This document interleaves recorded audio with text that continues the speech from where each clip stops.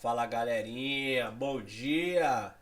E aí, hoje vamos dar prosseguimento à nossa parte da matéria de Física 2. Só que agora a gente vai mudar um pouquinho de ramo, né? Estávamos falando de termometria, né? Falando um pouco de termodinâmica. E agora, a gente vai falar agora de introdução à óptica. É aqui que as crianças choram e os papais não veem. É aqui, né? Então a gente vai começar tranquilamente, né, essa introdução à óptica geométrica para a gente conseguir entender, né, por que que certo corpo tem tal cor, por que que nós conseguimos visualizar o corpo, né, de certa forma, o que que a luz pode influenciar, né, nessa situação. E aí, ó, quando a gente começa a parte de introdução à ótica, deixa eu mexer aqui na minha figurinha. Né? Quando a gente tem a nossa introdução aqui à ótica, a gente tem a seguinte situação, ó. Vou iniciar o estudo aqui tranquilamente, mas está o estudo da luz. Então, quando a gente fala da parte de óptica e geométrica, a gente está levando em consideração a luz, né? E algumas particularidades da luz que vai fazer com que a gente consiga entender o que nós estamos vendo. E aí, ó, pensa o seguinte, né? A propagação da luz, né, é feita por tópicos na parte de ondulatória, que também vamos ver mais à frente. Mas aqui nesse caso a gente vai analisar só o modo relativo, né? Como é essa propagação da luz, né? E a gente vai usar algumas leis, né, e construções geométricas que vão representar o percurso desses raios luminosos. Esse estudo a gente vai trabalhar chamando ela de óptica geométrica. Então nada mais é, quando a gente trabalha a parte de óptica geométrica, a gente está estudando algumas particularidades da luz, né? E através de alguns cálculos geométricos, algumas construções geométricas que vamos fazer, nós vamos conseguir entender algumas coisas relacionadas à luminosidade, ou seja, os raios luminosos. Então, ó, os corpos luminosos são capazes de produzir luz própria. Então, a primeira coisa que a gente precisa saber são os corpos luminosos. O que são corpos luminosos? São aqueles que conseguem, né? Eles são capazes de produzir a sua própria luz, né? Então ele emite luz. Nós temos aí um exemplo, por exemplo, do Sol, né? E entre outros. E aí, uma vela, né? O filamento de uma lâmpada incandescente também, né? Os corpos iluminados são aqueles que, na verdade, não têm luz própria, né? Então são aqueles que não conseguem produzir luz. Porém, eles refletem a luz que incide sobre eles. Então, quando a gente fala de corpos luminosos, né, são aqueles que conseguem produzir sua própria luz. Já os corpos iluminados, como o próprio, né, o nome diz, iluminados, eles não conseguem, porém, eles conseguem reproduzir, no caso, refletir essa luz. Então, apesar deles emitirem a luz, a origem da luz não é o corpo. Apenas ela foi absorvida e reemitida pelo objeto, ou seja, refletida, né? E aí é o seguinte, ó, a gente tem uma figura em que nós temos ali o Sol, nós temos a garota e nós temos também ali uma árvore. E aí é o seguinte, ó, o Sol emite a luz própria, parte dessa luz atinge a árvore, que por sua vez reflete uma parte dessa luz em direção aos olhos do observador, no caso a garota, né? Por isso que conseguimos ver, né, essa árvore. Pensa na situação à noite, aquele breu, né, escuro, que você não tem nenhuma fonte de luz, você consegue, na mesma posição que você está ali, você consegue ver essa árvore? Não. Por quê? Porque esse corpo não está sendo iluminado e ele também, ali nesse caso, você não tem nenhum corpo luminoso, né, que vai gerar essa luz, né? Então o seguinte, o que torna possível enxergar a árvore é esse fato, em que nós temos esse corpo iluminado e nós temos o corpo luminoso, que nesse caso é o Sol. E aí, ó, os corpos luminosos são chamados de fontes primárias de luz, né? E os corpos iluminados são chamados de fonte secundária. Então é o seguinte, o que acontece? Fonte primária é da onde vem a minha luz. E a fonte secundária é onde é absorvida ou refletida essa luz. Tá ok? E aí, ó, classificação dos raios luminosos. Então a gente precisa, né, classificar esses raios luminosos, né? E aí aqui a classificação fica o seguinte, ó. Classificação. Nós temos os feixes paralelos, nós temos feixes divergentes e convergentes, mas a gente vai trabalhar da seguinte forma. Um feixe é dito paralelo quando todos os seus raios luminosos que o constituem são paralelos. né? Ou seja, quando você tem essa propagação dessa luz e esses feixes são paralelos, nós temos o outro, o feixe divergente, né? Quando os raios são oriundos de um mesmo ponto e eles se divergem, ou seja, eles não mantêm esse paralelismo, mas eles vão aumentando, né? Com a medida que o tempo passa, a distância entre esses feixes. Por fim, nós vamos chamar também os feixes chamados convergentes, ou seja, eles vão convergir em um ponto, né? E eles vão se cruzar em um determinado ponto. Então eles vêm, né, de uma fonte em que nessa fonte você tem os raios, né, maiores, a distância entre eles, e essas distâncias vão diminuindo até que em um certo ponto eles se encontram, que a gente chama nesse ponto de convergência. E aí, ó, vamos lá. Classificação dos meios. Que meios são esses, Vandes? Bom, a luz não se propaga apenas no vácuo, né? Ela não se propaga apenas no vácuo, mas também em diferentes tipos de meios. Meios, por exemplo, nós temos o vácuo, nós temos o ar, nós temos a água, né? Nós podemos ter o vidro. Então, esses são meios diferentes. E aí, ó, quando é possível observar claramente os objetos através de um meio, como por exemplo um vidro polido, né? O meio é denominado transparente. Então, vocês têm um vidro, por exemplo, o transparente, que é aquele, vamos supor, vocês já até viram com certeza vídeos na internet sobre isso, em que você tem aqueles vidros, né, bem transparentes, mesmo que a pessoa tenta passar e acaba não vendo e acaba esbarrando nesse vidro. Por quê? Esse vidro ele é realmente transparente. Então, transparente, você não vê, né? É muito difícil essa visualização e você acaba tendo contato com esse vidro. Outros objetos, né, que a gente tem também, pode até ser um caso de um vidro, são vistos sem nitidez através de alguns meios materiais. Né? Isso ocorre apesar de permitir a passagem de luz, ou seja, ele permite a passagem de luz, né? Só que essa passagem não é regular e ocorre de modo difuso. Nós já vamos ver o que é o modo difuso. Nesse caso, a imagem que vemos através do material não é perfeita. Esse tipo de meio é denominado translúcido.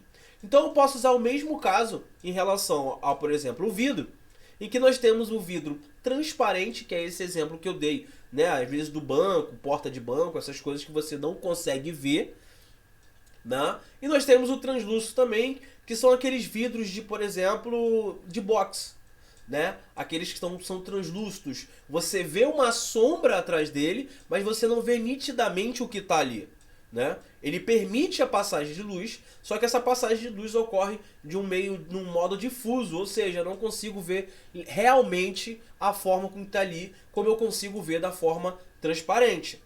Beleza? E aí, ó, mudando, aí. E aí o seguinte, ó, alguns meios não permitem a propagação. Então nós vimos lá o meio transparente, ele permite a propagação, e ele permite de uma forma que eu consigo visualizar perfeitamente o que está do outro lado. Tem um outro, né, que a gente viu, que é o translúcido, que ele permite a passagem, só que o que eu vejo do outro lado eu não vejo nitidamente. E aí nós temos aqui o meio opaco. O meio opaco, né, ele não permite a propagação de luz. Se ele não permite a propagação de luz, esse meu objeto não consegue refletir, logo eu não consigo ver esse meu objeto. Nesse caso, não podemos observar os materiais através do meio, que é denominado opaco. A madeira e o tijolo são exemplos disso, né? Um exemplo, se você está atrás de uma parede, eu não consigo ver você através da parede. Mas se você estiver atrás de um meio, nesse meio, caso, o vidro, e esse vidro for transparente, eu consigo ver você da toda forma perfeitamente. Já no outro translúcido, eu consigo ver que você está atrás, só que eu não consigo ver a forma totalmente. Já no meio opaco, não, eu não consigo visualizar nada, porque não há passagem de luz. Então daí eu já levo em consideração que se a luz não passa, eu não consigo ver. Tudo bem? Então é o seguinte, ó, se em qualquer parte de um material suas propriedades com composição química, densidade, por aí forem iguais ao meio, né, o meio é denominado homogêneo. Ou seja, o meio que não é homogêneo é chamado de heterogêneo, né? Então é o seguinte, qualquer parte do material, se suas composições químicas, densidades e por aí forem iguais, o meio é denominado homogêneo, né? Se não, heterogêneo. Então, as propriedades do meio são independentes da direção. O meio é denominado isotrópico. mas se as propriedades dependerem da direção, o meio é anisotrópico. Beleza? Por exemplo, a velocidade da luz atravessada, no caso por um cristal, pode depender da direção em que a luz incide no cristal. Nós já vamos ver a questão do cristal. E assim esse meio é azeotrópico em relação à velocidade da luz. Então, mais uma vez, quando a gente fala isso anisotrópico, a gente está falando propriedade depende da direção. Então, por exemplo, nesse caso do cristal, né, dependendo da posição que você incide a luz, né, você vai ver uma situação diferente. Ao contrário das propriedades do meio independentes da direção. Tá ok? Então, a figura abaixo mostra o comportamento de raio-luz em meio transparentes, translúcidos e opacos. Olha o transparente. O transparente você está vendo ali, ó. Ele entra paralelo, passa pelo meio e ele sai paralelo, mantendo as suas devidas direções e sentidos. Já no meio translúcido, não. Ele entra paralelo, porém, ele sofre uma variação ali dentro, e essa variação, quando sai passando por esse meio translúcido, elas não saem como era antigamente, né? Então, por exemplo, no meio transparente, por que eu consigo ver exatamente do outro lado? Porque o feixe de luz, ao passar por ali, ele depois se mantém. Ou seja, ele mantém a forma. Já no translúcido, não.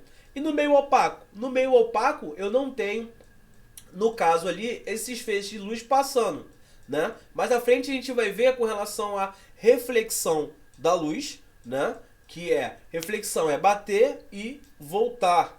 Nesse caso aqui, a gente não está trabalhando com a parte de reflexão no meio transparente e translúcido, porque há a mudança de meio.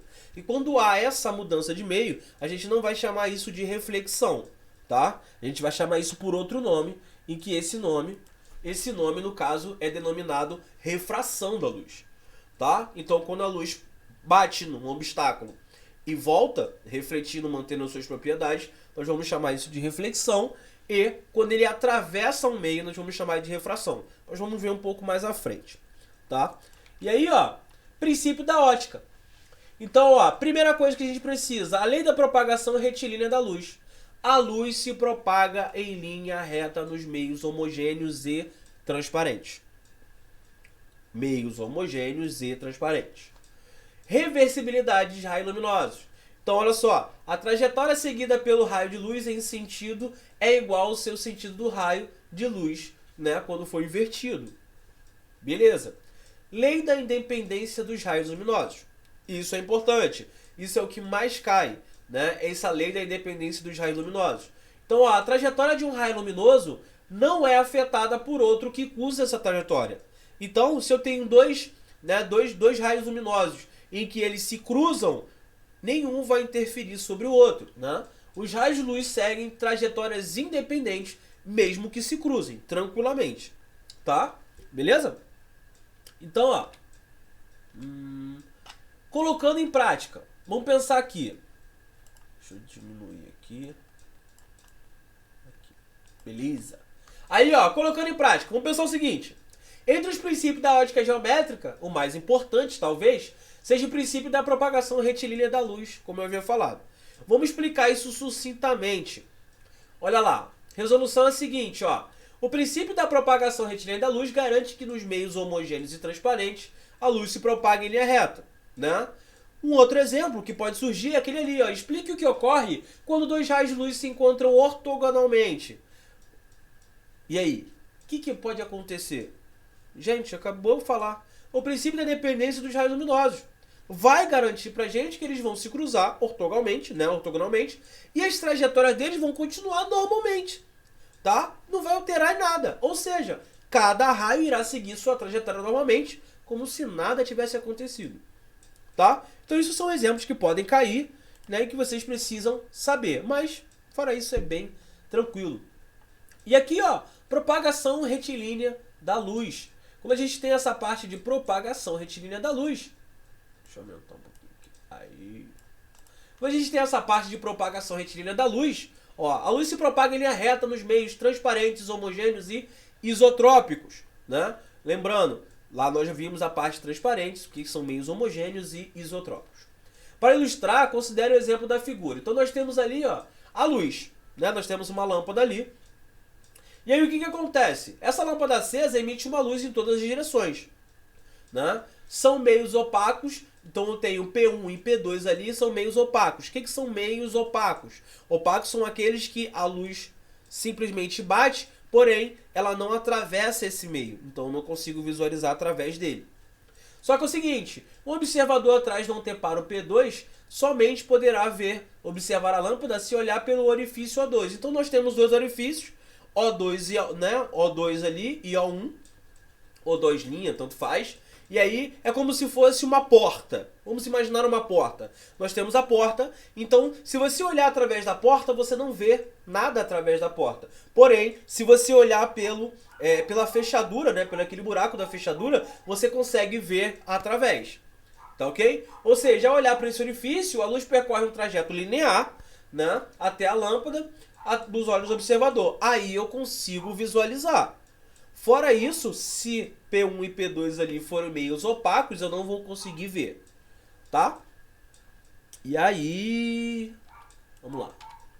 Sombra e penumbra. Vamos ver qual é a diferença entre sombra e penumbra. Com certeza vocês já viram essa situação em que às vezes vocês estão andando e aí vocês não, né, estão contra o sol e tal, e de repente vocês olham e veem a sombra de vocês. Mas se vocês repararem, nessa parte de sombra, vocês vão ter uma situação em que vocês veem ela um pouco mais escura e um pouco menos escura. E aí vamos ver isso aqui, ó. Primeiro, a luz se propaga retilineamente. Então aqui, ó, deixa eu mostrar aqui para vocês. Ó, eu tenho essa situação aqui, ó. Essa propagação é retilínea. Então eu tenho aqui um F. Quem é esse meu F, Vandos? É o meu foco, né? Então esse meu F aqui nada mais é do que o meu foco. Deixa eu botar a caneta aqui. Pronto. Então aqui, ó, é o meu foco de luz, né? E aí nós temos a nossa sombra própria e aí nós temos aqui, ó, sombra projetada. Pensem no seguinte, vocês já fizeram isso com certeza, né? E vocês estão de frente para a luz e aí vocês vão lá, fazem aquelas figurinhas, coelho, aquelas coisinhas que vocês fazem. E aí essa sombra é projetada na parede, né? Já fizeram isso, com certeza, né? E aí, o que acontece? A gente tem o seguinte, nós temos a nossa fonte, nós temos uma placa atrás opaca, e aí, ó, ela vai ter uma trajetória curva, uma região atrás da esfera não recebe luz. Essa região é a sombra projetada no anteparo causada pela esfera. Então, se você tem, por exemplo, uma esfera, né? Então você tem aqui uma esfera, e aí você coloca contra-luz projetando na nossa parede, o que você vai ter? Você, na verdade, vai ter ali uma circunferência, um círculo, né?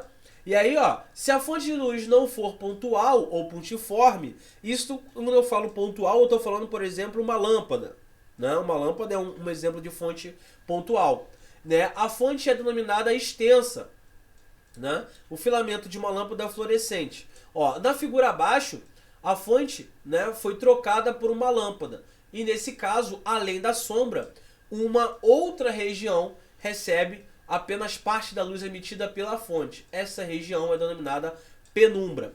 Então vamos entender isso aqui, ó. Quando a gente tem essa fonte de luz aqui, né? Quando a gente tem essa fonte de luz, o que vai acontecer? Isso vai depender do tamanho. Por exemplo, a gente pode ter um foco de luz, uma lâmpada. Tá aqui. Pode ser uma lâmpada aqui. Só que vai depender isso do meu objeto. Se eu tenho uma lâmpada, né? Eu tenho uma lâmpada. E eu tenho, por exemplo, uma circunferência, né? Aqui, ó, bem maior aqui, ó. Então se a gente pegar essa circunferência aqui, ó, bem maior do que a lâmpada, quando eu fizer esse raio luminoso, ó, quando passar, só vai passar esses raios de luz aqui. Fora isso, não vai passar. Todos que vierem por aqui, ó, eles vão bater e vão ficar. Eles vão ser absorvidos. Então, eu só vou conseguir visualizar isso aqui, ó. É isso que aqui, ó, vai gerar a nossa sombra projetada. Beleza? Fora isso, aqui eu tenho, ó, luz e aqui eu vou ter luz. Agora, a mesma lâmpada, né? A mesma lâmpada a gente pode considerar ela como uma fonte extensa. Como? Se eu tenho aqui, ó, por exemplo, essa lâmpada, Olha a representação de uma lâmpada. Olha a lâmpada bonita. Mas aí eu tenho o meu objeto menor do que minha lâmpada. Né? Se eu tenho meu objeto menor do que minha lâmpada, olha o que vai acontecer. Esse raio, ó, vem e passa aqui. Aí vem esse raio aqui, ó, vem e passa aqui. Tá vendo? Então eu tenho esse meu raio passando. Assim como esse passa aqui, eu tenho um raio também, ó, que vai passar aqui. E aí eu também tenho esse meu raio que vai passar, ó, aqui, ó. E aí o que vai acontecer? Quando tiver projetado, né? Quando tiver projetado, eu vou ter essa parte aqui, ó, que realmente é a minha sombra. Por quê? Ela tem ausência total de luz aqui, ó. Porém, contudo, entretanto, todavia, eu vou ter isso aqui, ó. Eu juro que eu tô tentando desenhar bonitinho. Ó, juro que eu tô. Deixa eu pegar aqui.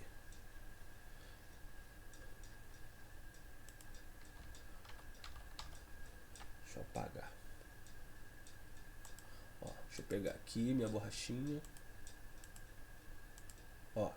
E aí, a gente vai ter isso aqui, ó. Vamos pensar o seguinte. A gente vai ter essa região aqui, ó.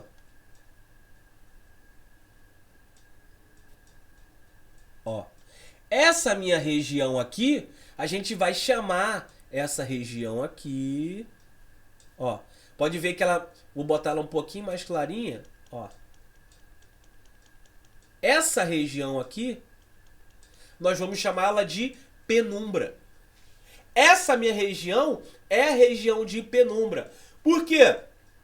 Quando a gente tem essa penumbra aí, no caso, projetada, é a seguinte. Quando a gente tem a sombra é a ausência total ali de luz. Né? A gente não vai ter luz ali. Mas ali, quando eu tenho a minha penumbra, eu tenho parte de luz. Só que essa intensidade de luz vai ser menor. Conseguiu pegar a sacada? Então é basicamente isso. Se eu não tenho recebimento de luz da fonte, a gente vai chamar isso de sombra. Porém, se a gente tem parte dessa luz, né, emitida pela fonte, a gente consegue visualizar algo, a gente vai ter uma penumbra. Né? Então quando você vê, por exemplo, a sua sombra, você vê uma parte bem escura. Essa parte bem escura, você vai ver que é a sua sombra. Mas em volta dela você vai ver uma parte não tão escura. Por quê? Essa parte é a penumbra. Ela recebe parte, né, desse meu foco de luz. Não total, porque senão eu conseguiria ver tudo. Mas você vê parte dela. Muito mais do que a parte da sombra. Beleza? E aí, ó, eclipse. Com certeza você já viu eclipse. Com certeza. Com certeza você já viu essa parte de eclipse. E aí nós vamos ter o nosso eclipse solar e eclipse lunar. O que eu preciso saber, Vandes, com relação a eclipse solar e lunar? Bom, a formação de eclipse são decorrentes desse princípio. Nós temos o Sol, nós temos a Terra e nós temos a Lua. Né? Então a gente vai ter a seguinte situação. O eclipse solar é quando você tem a situação, né, aqui, ó, do Sol. Vou mostrar aqui para você, ó. Você tem a situação do Sol e a Lua está entre o Sol e a Terra. Tá? E aí, ó, entre o Sol, a eclipse solar, nada mais é do que a Lua, né, ficando entre o caminho do Sol e a Terra. E aí o Sol é totalmente bloqueado pela Lua no cone da sombra e nessa região ocorre o eclipse total. Então, ó, o eclipse total é a mesma situação, ó, do caso anterior aqui, ó. Né? Essa situação aqui, por exemplo, é um caso em que eu posso ter essa situação de eclipse total, onde está essa sombra projetada aqui, ó, tá vendo? Onde eu não vejo nada. Essa é a parte onde vai ocorrer o eclipse total. E aqui, Vandes, vai ser onde tem o eclipse parcial. E aí, ó, por que total e por que parcial? Total porque eu não consigo ver mais nenhuma luz, não estou recebendo nenhum tipo de luz. E parcial, que é essa área de penumbra onde eu recebo parte desses raios luminosos. Tá ok? Agora, quando a gente tem a situação do eclipse lunar, o que seria o eclipse lunar? O eclipse lunar seria uma situação em que a Terra, né, fica entre o Sol e a Lua. Esse eclipse lunar, ele ocorre porque a Lua não recebe nenhuma luz proveniente do Sol. E aí, devido a esse bloqueio de luz pela Terra, que é muito maior do que a Lua, nesse eclipse não é possível observar a Lua. Você não vê. Tá ok? Então, quando a gente tem a situação de eclipse solar, a gente tem a Lua entre a Terra e o Sol. No eclipse lunar, não. A Terra está entre a Lua e o Sol. E aí nós não vamos conseguir visualizar a Lua. Por quê? Porque as fontes de luz, olha aqui, ó, elas passam por cima, no caso da minha Lua. E aí eu não consigo visualizar ela, mesmo ela estando ali. Tá ok? E aí, ó, vamos praticar. Quando ocorre um eclipse solar parcial, nós acabamos de ver, né? Ocorre quando a Lua se encontra entre o Sol e a Terra, de modo que a Lua impeça a passagem total, né, ou parcial da luz do Sol em determinadas regiões da Terra, né? E aí é o seguinte, o que é o eclipse lunar? O eclipse lunar ocorre quando a Terra fica espacialmente entre o Sol e a Lua, de modo que a Lua não consiga receber luz proveniente do Sol. Logo, ela fica na região da sombra. Como a Lua ela não emite luz, ela recebe, né? Como ela não recebe luz, então ela não é possível vê-la. Para a gente conseguir ver, a gente precisa que tenha um raio incidente ali, né, refletido para a gente conseguir visualizar. Como não tem esse raio proveniente do Sol, a gente não consegue visualizar. Beleza? E aí, ó, câmara escura de orifício. Olha, a câmara, né, escura de orifício nada mais é do que é a parte geométrica que a gente havia falado no início ali. Essa parte geométrica, né, ela vai ajudar muito a entender os meios de mais para frente de reflexão da luz, né? Por que a gente consegue visualizar algumas situações e outras não, né? Essa câmara escura de orifício, no caso ali, ela é um exemplo disso. E ela nada mais é do que uma operação matemática, né? Então essa câmera aqui, ó, é uma câmera opaca com apenas um orifício que permite a entrada de luz, né? Se um objeto de dimensões for colocado, então vamos pensar o seguinte, ó. Vamos analisar. Aqui nós temos um objeto, né? Por exemplo, uma vela, né? Uma fonte de luz. E aí ela passa por esse orifício, o que que acontece? Ela é invertida ali dentro, né? E aí ela vai seguir essa relação de semelhança de triângulo. Como assim, Vandos? Olha só. Nós temos aqui o orifício. Então, ó, da minha vela até esse meu orifício, nós vamos chamar de P. E do orifício, né, até onde vai ser projetada a minha vela, nós vamos chamar de P'. E o O é o tamanho, no caso, do meu objeto. E quem é o I? É o tamanho da minha respectiva imagem. Isso aqui nada mais é do que uma relação matemática, em que essa relação, ó, esse ângulo alfa é igual a esse ângulo alfa, porque ele é OPV, ou seja, oposto pelo vértice, né? Então, quando eu pego, por exemplo, a tangente desse meu alfa em relação ao primeiro, eu tenho o meu objeto sobre o meu P. E aí, nós temos aqui o nosso alfa, né, no segundo triângulo, em que a tangente desse meu alfa também é, no caso, o meu I sobre, né, o meu O. No caso aqui, o meu P'. Beleza? Então, ó, olha o que acontece. Como as tangentes são os mesmos ângulos, as tangentes são iguais. E aí fica isso aqui, ó. O sobre P é igual a I sobre P'. E aí eu posso trocar essa ordem aqui, fazer o seguinte, P' vai para o lugar do O e o O vem para cá. Vai ficar assim, ó. P' sobre P nada mais é do que I sobre O. Ah, então isso aqui é mais um caso de... Aqui já não é matemática básica. Aqui é GM, é geometria básica. Beleza, aqui é geometria básica. Tranquilos? Suave?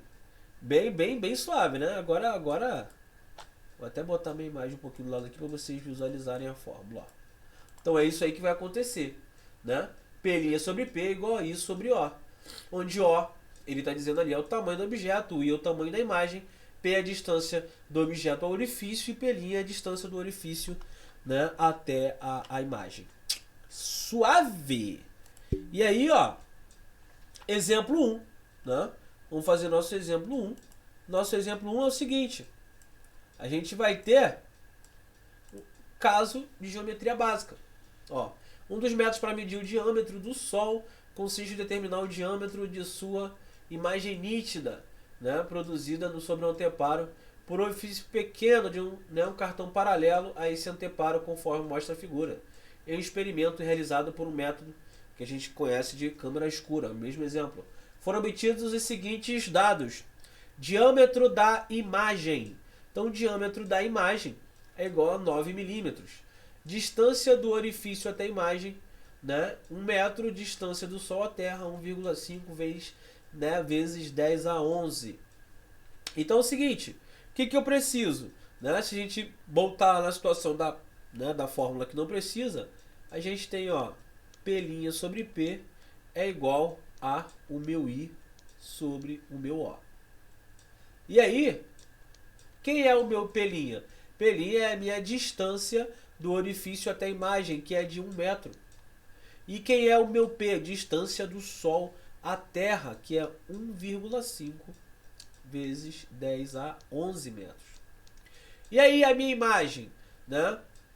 Qual o diâmetro da minha imagem? Né? Ele quer saber o seguinte, o diâmetro da imagem. Wanderson, eu preciso fazer raio aqui? Não, não precisa fazer raio. Né? Porque se você pegar essa distância aqui, ó, já é o diâmetro do Sol. E se você pegar esse tamanho aqui, já é a distância, no caso, o diâmetro dessa minha imagem. E ele me deu que o diâmetro da imagem é 9 vezes, né, no caso, 9 milímetros. Como vamos achar em metro, eu preciso transformar esse valor, né, para metro. E aí, isso dá quanto? Isso dá 10 a menos 3. Milímetro, centímetro, metro. Tá aqui, ó.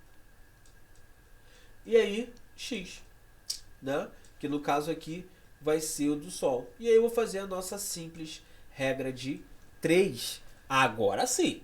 Agora é matemática. E aqui, ó, a gente vai fazer o seguinte. Multiplicando cruzado, esse meu diâmetro vai ser 9 vezes 1,5 vezes 10 a menos 3 vezes 10 a 11. Isso aqui vai dar 9 vezes 1,5, 9 com 4,5 dá 13,5 vezes 10 a oitava. E aí, melhorando isso aqui, isso dá 1,35 vezes 10 a nona metro. Ou seja, a alternativa letra D, tá? Bem simples, né? Nada de complicado aqui, é só vocês aplicarem o que vocês já aprenderam. E aqui, ó, o que a gente tem agora? Nós temos a nossa reflexão e refração da luz, como eu havia falado anteriormente, né? Então, que fenômenos são esses? Bom, reflexão, né? Considera o exemplo, né, aqui embaixo. Uma parte da luz é refletida e volta para o meio A. Uma parte da luz é transmitida e propaga-se no meio B. Então, uma parte da luz é absorvida e transforma-se em outras formas de energia, por exemplo, calor. Então, aqui a gente tem uma luz, né? A gente tem aqui, ó, uma luz incidente e aqui nós temos uma luz refletida. E embaixo nós temos uma luz refletida, tá? E aí, ó, o que a gente vai ter agora? A gente vai ter isso aqui. A gente vai ter isso aqui. Vamos reduzir a imagem aqui, botar aqui. Show. E aí, ó, a reflexão regular ocorre quando esses raios incidentes paralelos são refletidos mantendo-se paralelos. Um objeto metálico bem polido é um exemplo de reflexão regular, né? Agora, se a superfície S, né, entre os meios é áspera, o raio refletido se espalha em todas as direções e deixam de ser paralelos. Nesse caso, nós temos um tipo de reflexão que é chamada difusa, e essa propriedade é que nos torna capazes de enxergar os objetos. Então, ó, no caso da transmissão ou refração da luz, né, a gente vai ter assim, como na reflexão nós temos também os dois tipos, né? Uma é a refração regular e a outra é a refração difusa, né? Se os meios são transparentes, isotrópicos e homogêneos, ocorre a refração regular. Agora, nos meios translúcidos, ocorre a refração difusa. Tá ok? Então, por exemplo, um meio transparente, isotrópico e homogêneo, a gente vai ter o caso do vidro, como eu falei, da porta do banco, né? E que você consegue ver nitidamente o que está ali em todas as suas, né? Em todas as suas conformidades. Agora, quando a gente tem um meio translúcido, a gente pode ter o mesmo vidro, mas, por exemplo, um vidro fumê de blindex, né? Em que você não vê tão claro quanto você vê no meio transparente. Você consegue ver uma forma ali atrás, mas não da melhor forma possível e dentro da sua devida escala. E aí, ó, qual é a próxima? A next. A next é a seguinte. De forma geral, vamos, né, o espectro do arco-íris em 7 cores. Agora a gente vai falar de arco-íris. Arco-íris. É, ursinho carinhoso. Exatamente, a gente vai falar de arco-íris, assim, lá no arco-íris, no final tem aquele pó de ouro. Isso, exatamente. Só que no caso, o pó de ouro de vocês é a aprovação. Entendeu? Mas, vamos acreditando, vamos acreditando. Então aí, ó, a gente tem o seguinte. Quando a gente tem lá a nossa formação, né, do arco-íris, nós temos ali as nossas 7 cores maravilhosas, que são vermelho, laranja, amarelo, verde, azul, anil e violeta. Já ouviram musiquinha com isso, né? Eu não vou cantar, não adianta. Não insiste que eu não vou cantar, tá? Mas a gente vai ter um feixe de luz, a gente vai dizer que ele é monocromático, quando ele for composto por apenas um tipo de cor, né? Monocromático, mono, um. Então, é claro que um feixe monocromático não existe na realidade, né? Uma vez que não é possível criar um feixe com uma única frequência. Ou seja, cada cor tem a sua frequência, né? Mas à frente, quando a gente for ver ondas, né? A gente vai falar bastante sobre frequência e a gente vai ver que cada cor tem a sua frequência. Mas sim uma faixa de frequência. Né? Um feixe será dito policromático quando ele for composto de diferentes, né? Composto por diferentes cores. Claro, bem tranquilo com relação a isso. E aí, ó, para que o olho humano tenha a sensação de branco, não é necessário que todas as cores do arco-íris o atinjam, né? Quando o cruzamento de um feixe de luz vermelha, um de luz azul e um de luz verde, como está ali, ó, simultaneamente, atua em nossos olhos, isso é suficiente para causar a sensação de luz branca. Tá ok? Então, ó, quando se trata de feixe de luz, temos as seguintes cores primárias: azul, vermelho e verde. Suas combinações produzem as cores secundárias, ciano, magenta e amarelo.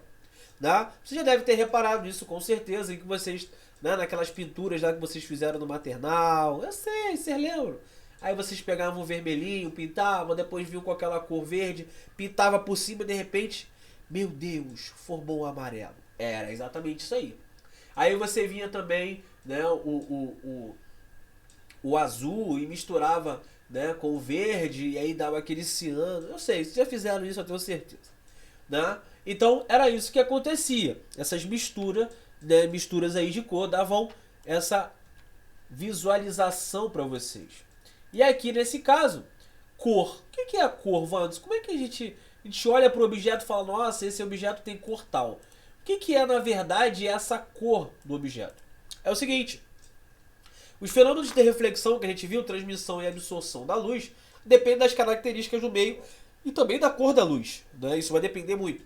Então, por exemplo, se a luz branca incidir sobre um material que reflete todas as cores, qual é a cor que a gente vai ver? A gente vai ver a cor branca. Né? Agora, caso o material não reflita nenhuma cor, o que a gente vê? A gente vê a cor preta. Né? Lembra? O preto absorve tudo, né? A cor preta absorve todas. É exatamente. Então, quando a gente tem a cor preta, nada mais é do que toda a luz que está refletindo ali, no caso, está sendo absorvida. Né? Se está sendo absorvida, essa cor que a gente vê realmente é a preta. Agora, no entanto, pode ocorrer de um meio refletir apenas uma cor. Você já viu? Ah, por que esse corpo aqui é vermelho? Nossa, esse corpo aqui ele é verde. Nossa, esse corpo é dessa cor. Por quê? O que isso acontece? Simples, ó. A gente tem dois exemplos ali. Nós temos o abacate, nós temos também a maçã. E o seguinte, ó, o abacate absorve todas as cores da luz branca que incide sobre ela. ela absorve. Qual é a única que ela reflete? A verde? Por isso que é verde? É. Por quê? Para que a gente possa observar, a gente precisa de uma luz incidindo.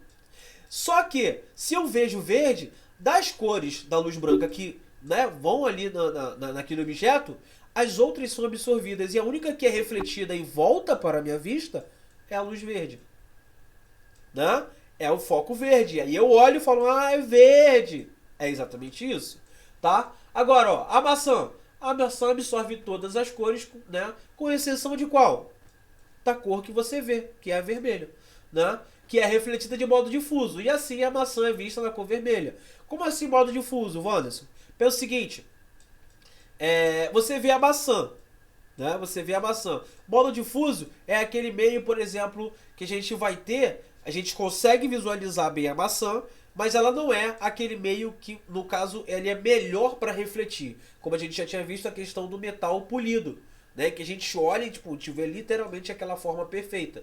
Ali não. Ali ela não vai ser polida, né? Ela vai ter a sua, digamos assim, não vou dizer rugosidade, né? Mas ela não vai estar polida e agora não adianta que eu não vou lembrar o nome, né? Mas a gente não vai conseguir ver bem nitidamente aquela reflexão que a gente vê no metal polido, tá?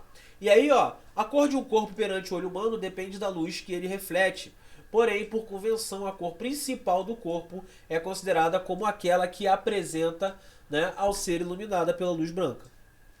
Básico, básico, básico, básico.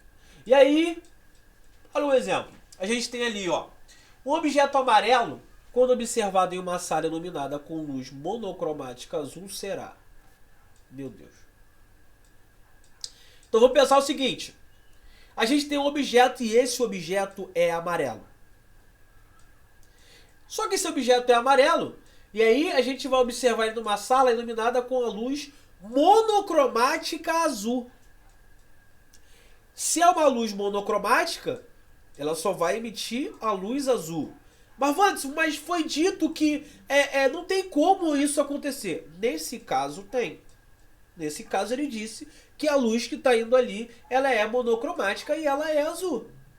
Então, a única cor que está indo ali é a luz azul.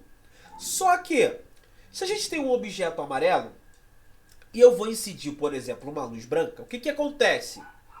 Todas as outras cores vão ser absorvidas por esse material e a cor amarela vai ser refletida e a gente vai ver. Só que nesse caso, a gente tem uma luz monocromática azul. E aí essa luz vai bater ali no objeto amarelo e aí ela teria que refletir a luz amarela. E ela acaba não refletindo, porque eu só tenho a luz monocromática azul. E aí logo essa luz vai ser absorvida. E aí qual é a cor que eu vou conseguir ver? A cor preta. Foi?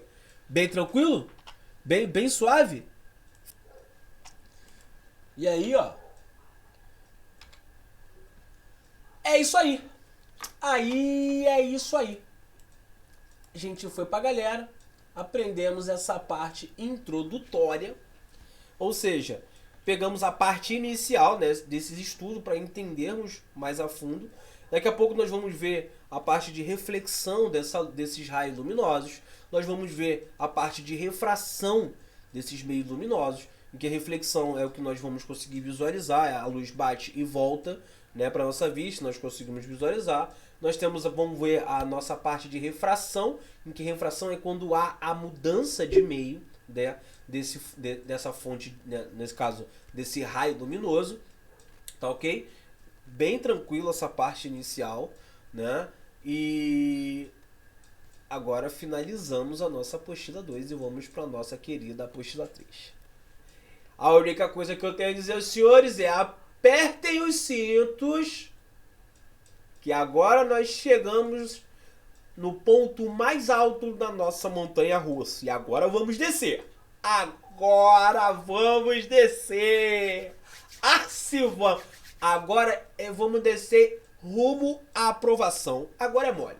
Agora é só brincar. Agora é só ser feliz. Valeu, rapaziada. Tenham todos um ótimo dia. Um abraço. E Wakanda Forever. Oi, galerinha. Então, você gostou do nosso vídeo. Então, chama nosso canal. Então, para o vídeo